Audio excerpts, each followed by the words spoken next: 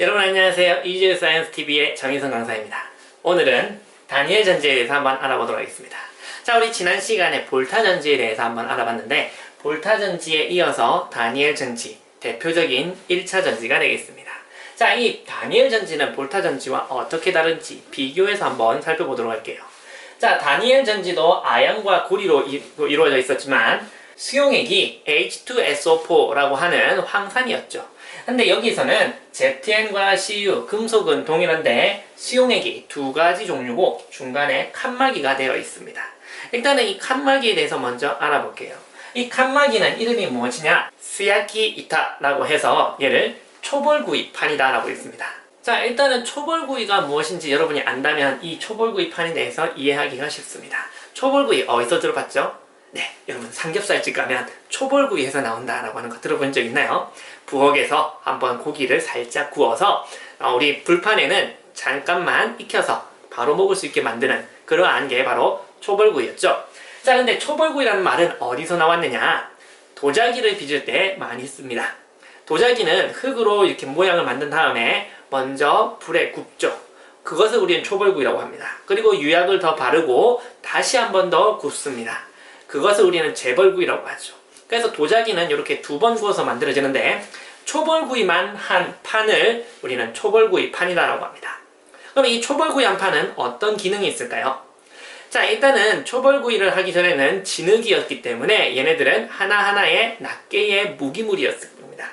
근데 이 무기물을 불에 녹여서 다시 굳히게 되면 약간 녹았다가 다시 언 듯한, 다시 굳은 듯한 이러한 중간중간에 구멍은 많고 틈이 있는 그러한 판이 만들어진다라고 생각할 수가 있겠습니다.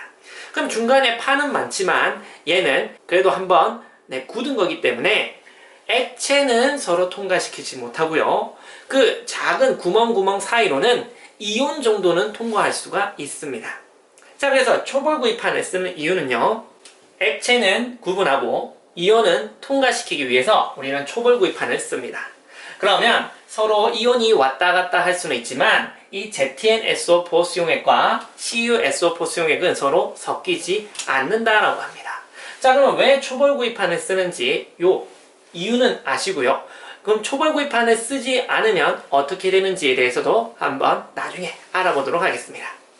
자, 그러면 일단은 ZN과 CU가 있습니다. ZN, CU 둘 다 금속의 이온화 경향을 비교해보면 ZN 쪽이 크고 CU가 작죠. 그러면 이온이 되고 싶어 하는 마음이 아연이 더 크니까 얘가 이온이 되어서 나오고 전자를 이쪽으로 보내겠죠. 그러면 도선으로 전자를 내보내는 극을 우리는 무엇이라고 했다? 부극이라고 했었습니다. 그리고 이 전자는 다시 이쪽으로 와서 구리로 들어가겠죠. 그러면 구리가 전자를 받고 있으니까, 도선으로부터 전자를 받고 있으니까 이쪽이 양극의 역할을 하는 정극이다라고 읽어주시면 되겠습니다. 자, 그러면 구리가 전자를 받았습니다. 전자를 받아서 Cu-가 되지는 절대 않는다라고 했죠. 그럼 금속은 변화하지 않으니까 이 금속에서의 전자를 누군가가 받아가 주기를 바라고 있습니다. 누가 받아가느냐? 수용액의 양이온이 받아가야 되겠죠. 그러면 누가 받아간다? Cu2+가 받아갑니다. 그럼 Cu2+가 전자를 받아서 무엇이 된다? Cu, 금속으로 석출이 되겠습니다. 그러면 각각의 금속판은 어떠한 변화가 있을까요? 아연은 계속 아연 이온으로 나올 테니까 조금씩 녹아서 질량이 감소하게 되겠고요. Cu는 계속 구리 이온이 구리 금속으로 석출이 되면서 이렇게 계속 달라붙을 거니까 질량이 증가할 거라는 것을 예측할 수가 있겠죠. 자, 그럼 여기 ZnSO4와 CuSO4의 농도는 어떻게 될까요? ZnSO4는 Zn2+ 이온이 계속 나올 거고요. CuSO4에서는 Cu+ 이온이 계속 구리로 석출이 될 거니까 이온의 양이 감소할 겁니다. 그러면 Cu2+가 Cu, 금속으로 달라붙으면서 Cu의 양은 줄어들 거고요. 그러면 남은 SO4 이가 마이너스가 초벌구이판이니까 넘어갈 수가 있겠죠. 이쪽으로 넘어가면서 여기에 ZN2+와 SO4 이가 마이너스가 다시 나오면서 ZnSO4의 농도는 증가한다 라고 생각할 수가 있겠죠.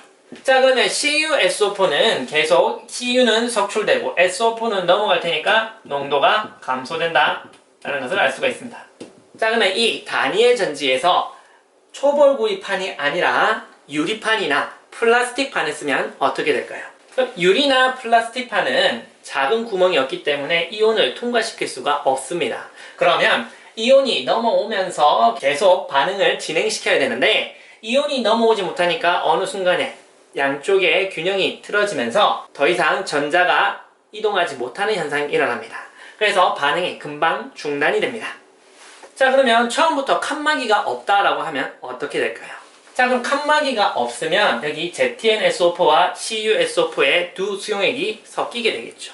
그러면 Zn에서 나온 전자가 도선을 타고 가지 않아도 바로 옆에 있는 CuSO4로 넘어갈 수 있기 때문에 최종적으로 전자를 받는 것은 Cu2+죠.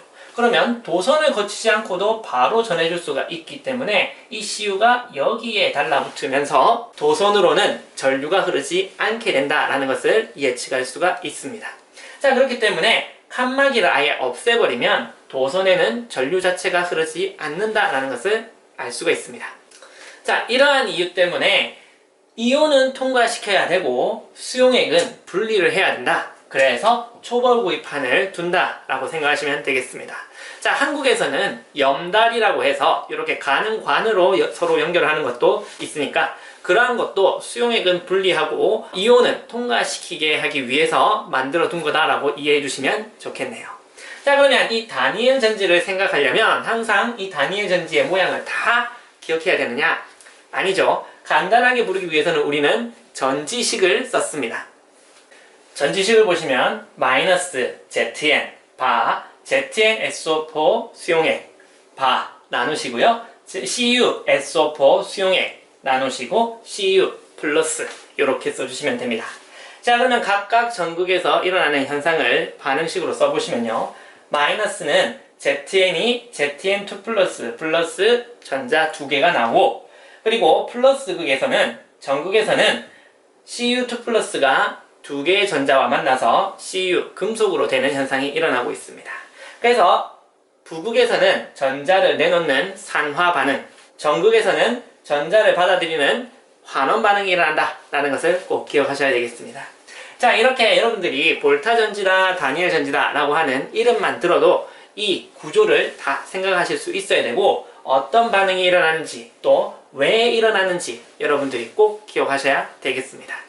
자, 오늘의 내용은 여기까지고요. 우리는 다음 시간에 더 좋은 내용으로 다시 만나겠습니다. 자, 그럼 안녕!